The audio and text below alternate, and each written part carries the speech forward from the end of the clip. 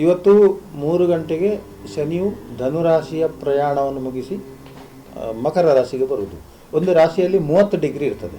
ಈ 30 ಡಿಗ್ರಿಯನ್ನು ಕ್ರಮಿಸಿ ಮತ್ತೆ ಪುನಃ ಅದೇ ರಾಶಿಗೆ ಬರಬೇಕಿದ್ರೆ 30 ವರ್ಷ ಬೇಕಾಗ್ತದೆ. ಅವನನ್ನು ಮಂದ ಅಂತೇಳಿ ಕರೆದು, ಮಂದ ಅಂತೇಳಿ ನಿಧಾನವಾಗಿ ಹೋಗುವವನು. ಶನಿ ಅವನು ಕೂಡ ನಿಧಾನವಾಗಿ ಹೋಗುವವನು. ಇನ್ನೊಂದು ಅವನನ್ನು ದಿನೇಶಾತ್ಮಜ ಅಂತ ಹೇಳಿದ್ದಾರೆ. ದಿನೇಶ ಅಂತ ಹೇಳಿದರೆ ರವಿಯ ಮಗ ಅಂತ ಕೂಡ ಹೇಳಿದ್ದಾರೆ. ರವಿಯ ಮಗ ಅಂತ ಹೇಳಿದರೆ ರವಿಯು ಆಡಳಿತ ಆದರೆ ಶನಿಯು ಆಡಳಿತಗಾರನಾಗ್ತಾನೆ. ಈಗ ನಾಳೆ ಇವತ್ತು ಪ್ರವೇಶ ಆಗುವಂತಹ ಒಂದು ಲಗ್ನ ಸ್ಥಿತಿ ಏನು ಅಂತ ಹೇಳಿದರೆ ಮಿಥುನ ಲಗ್ನ ಬರ್ತದೆ. ಮಿಥುನ ಲಗ್ನಕ್ಕೆ ಅಷ್ಟಮದಲ್ಲಿ ಶನಿ ಪ್ರವೇಶ ಮಾಡುವಂಥದ್ದು.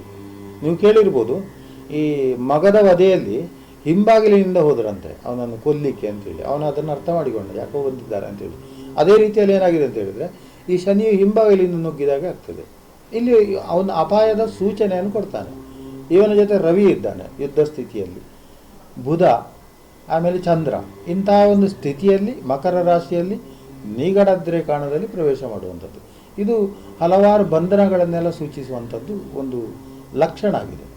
ಯಾವ ರಾಶಿಗೆ ಫಲಾಫಲ? ಇಲ್ಲಿ ಕೆಟ್ಟ ಫಲಗಳನ್ನು ಮಾತ್ರ ನಾವು ಹೇಳೋಣ. ಮಿಥುನ ರಾಶಿಗೆ ತುಂಬ ಕೆಟ್ಟ ಫಲ ಬರ್ತದೆ.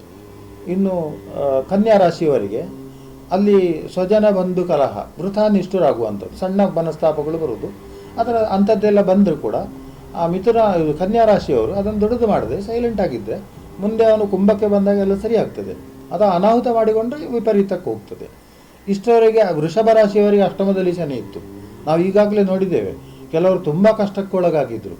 DKC ಅವರನ್ನು ಕಾಣ್ಬೋದು, ತುಂಬ ಕಷ್ಟಕ್ಕೊಳಗಾಗಿದ್ದರು. ಇನ್ನು ಅರವಿಂದ್ ಲಿಂಬಾವಳಿಯವರಿಗೆ ಅಷ್ಟಮದಲ್ಲಿ ಶನಿ ಬಂದಾಗ ಕೆಲವು ಅವಮಾನಗಳು ಬಂತು. ಆವಾಗ ಇದು ಅವರವರು ಮಾಡಿಕೊಂಡದ್ದು ಬಂದದ್ದು ಅದು ನಂತರದ ವಿಚಾರ. ಆದರೆ ಅದನ್ನು ನಿಭಾಯಿಸುವಂತಹ ಸ್ವರೂಪಗಳಲ್ಲಿ ನಾವು ಅದನ್ನು ಡ್ಯಾಮೇಜ್ ಆಗದ ಹಾಗೆ ನಾವು ನೋಡಿಕೊಳ್ಬೇಕು ಅಂತೇಳಿ ವೃಷಭ ರಾಶಿಯವರಿಗೆ ತುಂಬ ಒಳ್ಳೆಯದಾಗ್ತದೆ. ಈಗ ನೋಡಿ, ಅದೇ ಪರಿಸ್ಥಿತಿ ಮಿಥುನ ರಾಶಿಗೆ ಬಂತು. ವೃಷಭ ರಾಶಿಗೆ ಹೇಗಿತ್ತು ಹಾಗೆ ಮಿಥುನ ರಾಶಿಗೆ ಬಂತು. ಇನ್ನು ಕರ್ಕಾಟಕ ರಾಶಿ ಅದೆಲ್ಲ ದೊಡ್ಡ ವಿಚಾರ ಮಾಡಬೇಕಾಗಿಲ್ಲ. ಸಿಂಹ ರಾಶಿಯವರಿಗೆ ಇಷ್ಟವರೆಗೆ ನಿಷ್ಠುರ ಆದದ್ದು ಅಥವಾ ವೃಥಾ ನಿಷ್ಠುರ ಆದದ್ದು ಯಾವುದೇ ಕಾಂಪ್ರಮೈಸ್ ಇಲ್ಲದೆ ಮರುದಿವಸ ಅವರು ಮಾತಾಡಿಕೊಳ್ತಾರೆ, ರಾಜ್ಯ ಆಗ್ತದೆ. ಅದು ಒಳ್ಳೆಯ ಲಕ್ಷಣ.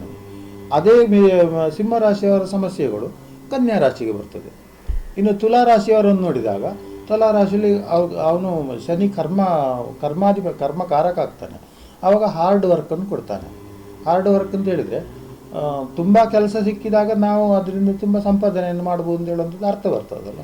ಚತುರ್ಥ ಸ್ಥಾನಕ್ಕೆ ಬಂದು ಕರ್ಮಸ್ಥಾನವನ್ನು ವೀಕ್ಷಣೆ ಮಾಡುವಂಥದ್ದು ಅವರಿಗೆ ಕೂಡ ಕೆಟ್ಟದ್ದು ಏನೂ ಆಗೋದಿಲ್ಲ. ವೃಶ್ಚಿಕ ರಾಶಿಯವರಿಗೆ ತುಂಬ ಒಳ್ಳೆಯದು ಟೈಮ್. ಧನುರಾಶಿಗೆ ಸ್ವಲ್ಪ ಕಲಹ ನಿರ್ಮಾಣ ಮಾಡ್ಬೋದು, ವೃಥಾ ಕಲಹ ಮಾಡುವಂಥದ್ದು, ವಾದ ಮಾಡುವಂಥದ್ದು, ಇಂಥದ್ದೆಲ್ಲ. ಇನ್ನು ಮಕರ ರಾಶಿಯವರಿಗೆ ಈ ಧನುರಾಶಿಯಲ್ಲಿ ಸಂಚಾರ ಮಾಡಿದ್ದರಿಂದ ಸ್ವಲ್ಪ ಅವರು ಅಲ್ಲಿ ನಷ್ಟಗಳನ್ನು ಕೊಟ್ಟದ್ರಿಂದ ಈ ವ್ಯಥೆಯಲ್ಲಿ ಅವರ ಆರೋಗ್ಯದ ಮೇಲೆ ದುಷ್ಪರಿಣಾಮ ಇರ್ಬೋದು, ಎಲುಬುಗಳಿಗೆ ಸಂಬಂಧಪಟ್ಟದ್ದು ಇಂಥದ್ದೆಲ್ಲ. ಇನ್ನು ಕುಂಭರಾಶಿಗೆ ವ್ಯಯಸ್ಥಾನದಲ್ಲಿ ಅವರಿಗೆ ಖರ್ಚಿನ ದಾರಿ ಆಗ್ತದೆ. ಆ ಖರ್ಚನ್ನು ಬೇಕಾದ ರೀತಿಯಲ್ಲಿ ನಾವು ಮಾಡಿಕೊಳ್ಬೋದು. ದುರ್ವ್ಯಯ ಆದರೆ ನಮಗೆ ದುಃಖ.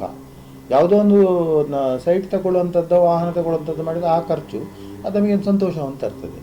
ಮೀನರಾಶಿಯವರಿಗೆ ಇಷ್ಟವರೆಗೆ ಸ್ವಲ್ಪ ತೊಂದರೆಗಳಿತ್ತು. ಸೆಂಟಿಮೆಂಟಲ್ ರಾಶಿ ಮೀನ. ಅವನಿಗೆ ಏಕಾದಶದಲ್ಲಿ ಬರುವುದು 2.5 ವರ್ಷ ಅವರಿಗೆ ಸ್ಥಾನಮಾನ ಗೌರವಗಳು, ಜೊತೆಗೆ ಗುರು ಕೂಡ ಮಾರ್ಚಿಗೆ ಬರ್ತಾನೆ, ಗೌರವಗಳು ಎಲ್ಲವೂ ಸಿಗ್ತದೆ, ಲಾಭಾದಿಗಳು ಸಿಗ್ತದೆ. ಈಗ ನಾವು ರಾಜ್ಯದಿಂದ ಹೋದಾಗ ಯಡಿಯೂರಪ್ಪನವರಿಗೆ ತೃತೀಯದಲ್ಲಿ ಶನಿ ಬರುವಂಥದ್ದು ನಾವು ಈಗಾಗಲೇ ನೋಡಿದ್ದೇವೆ. ಯಡಿಯೂರಪ್ಪನವರಿಗೆ ವೃಷಭದಲ್ಲಿ ಶನಿ ಇದ್ದು ಧನುರಾಶಿಯಲ್ಲಿ ಶನಿ ಸಂಚಾರದಲ್ಲಿ ವಿಪರೀತ ಅವಮಾನಗಳನ್ನು ಅನುಭವಿಸಿದ್ದು.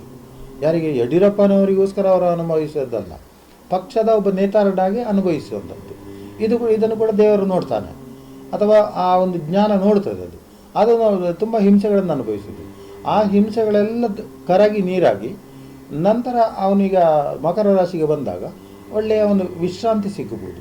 ಆ ವಿಶ್ರಾಂತಿಯನ್ನು, ಅವನ ನೆಮ್ಮದಿಯ ವಾತಾವರಣವನ್ನು ಯಾರಿಗೆ ಇನ್ನೊಬ್ಬನಿಗೂ ನನಗೆ ಸಾಕು ಇನ್ನು ಅಂತ ಹೇಳಿ ಇನ್ನೊಬ್ಬನಿಗೆ ಬಿಟ್ಟು ಕೊಟ್ಟು ಹೋಗ್ಬೋದು, ಅಥವಾ ತಾನು ಕೂಡ ಈಸಿ ಹ್ಯಾಂಡಲ್ ಮಾಡುವಂಥ ಒಂದು ದಿನಗಳು. ಇನ್ನು ಸಿದ್ದರಾಮಯ್ಯನವರು ತುಂಬ ಸಮಸ್ಯೆಗಳೇ ಇಲ್ಲದಿದ್ದಾಗ ವಿರೋಧ ಪಕ್ಷದವರಿಗೆ ಕೆಲಸ ಇರುವುದಿಲ್ಲ, ಅವರು ಸ್ವಲ್ಪ ನೆಮ್ಮದಿಯಲ್ಲಿ ಇರ್ತಾರೆ. ಆಮೇಲೆ ಜವಾಬ್ದಾರಿಗಳು ಸ್ವಲ್ಪ ಕಡಿಮೆ ಆಗಲಿಕ್ಕೆ ಸಾಧ್ಯತೆ ಉಂಟು. ಅಂತೂ ಅವರ ಒಂದು ದೇಹಾರೋಗ್ಯಕ್ಕಾಗಲಿ ಎಲ್ಲದಕ್ಕೂ ಆಗಲಿ ತುಂಬ ಒಳ್ಳೆಯ ದಿನಗಳು ಈ 2.5 ವರ್ಷದಲ್ಲಿ ಬರ್ಬೋದು. ಕುಮಾರಸ್ವಾಮಿ ಅವರಿಗೆ ಅಷ್ಟಮದಲ್ಲಿ ಶನಿ ಬರುವುದು. ಇದು ಆರೋಗ್ಯದ ಮೇಲೆ ತುಂಬ ದುಷ್ಪರಿಣಾಮ ಬೀರ್ತದೆ.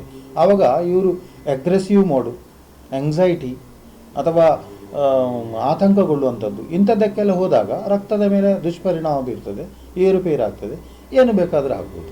ಆವಾಗ ನಾವು ವೈದ್ಯರಲ್ಲಿ ಹೋಗುವಂಥದ್ದು, ಟ್ರೀಟ್ಮೆಂಟ್ ಇದು ಸಮಸ್ಯೆಗಳ ದಾವೆ ತಂದುಕೊಂಡಾಗ ಆಗ್ತದೆ. ಹಾಗಾಗಿ ಅವರು ಸ್ವಲ್ಪ ಆದಷ್ಟು ಕೂಲಾಗಿದ್ದರೆ ಖಂಡಿತವಾಗಿ ಕೂಡ ಅವರಿಗೆ ತೊಂದರೆಗಳು ಬರ್ತದೆ ಅಂತ ಹೇಳಲಿಕ್ಕೆ ಆಗೋದಿಲ್ಲ. ಮೋದಿಯವರಿಗೆ ಈಗ ಒಂದು ರೀತಿಯ ವಿಮಾನ ಮೇಲೆ ಹತ್ತಿದಾಗೆ ಮೇಲೆ ಹತ್ತಾ ಉಂಟು, ಒಂದು ಒಳ್ಳೆಯ ಸ್ಥಿತಿಗೆ ಬರುವಂಥದ್ದು. ಆವಾಗ ಮತ್ತೆ ಅಲ್ಲಿ ಆಚೆ ಈಚೆ ಉರುಳಾಟ ಯಾವುದೂ ಇರುವುದಿಲ್ಲ, ನೆಮ್ಮದಿಯಾಗಿ ಹೋಗುವಂಥದ್ದು. ಇದರಿಂದಾಗಿ ಅವರು ನೆಮ್ಮದಿಯನ್ನು ಪಡ್ತಾರೆ. ಇನ್ನೊಂದು ಏನಂತ ಹೇಳಿದ್ರೆ, ಇದನ್ನು ಕೃತಾರ್ಥತೆ ಅಂತ ಹೇಳೋದು. ಒಂದು ಶಾಸನವನ್ನು ಮಾಡಿದಾಗ ಅದು ಸರಿಯಾಗಿ ಅದು ನಡ್ಕೊಂಡು ಹೋಗಿ ಗಲಭೆಗಳೆಲ್ಲ ಕಡಿಮೆ ಆದಾಗ ಸ್ವಲ್ಪ ಕೃತಾರ್ಥತೆ ಬರ್ತದೆ, ನನ್ನ ಸಾಧನೆಗಳು ಅಂತೇಳಿ ಅಲ್ಲಿ ಅವರು ನೆಮ್ಮದಿಯನ್ನು ಪಡೀಲಿಕ್ಕೆ ಸಾಧ್ಯತೆ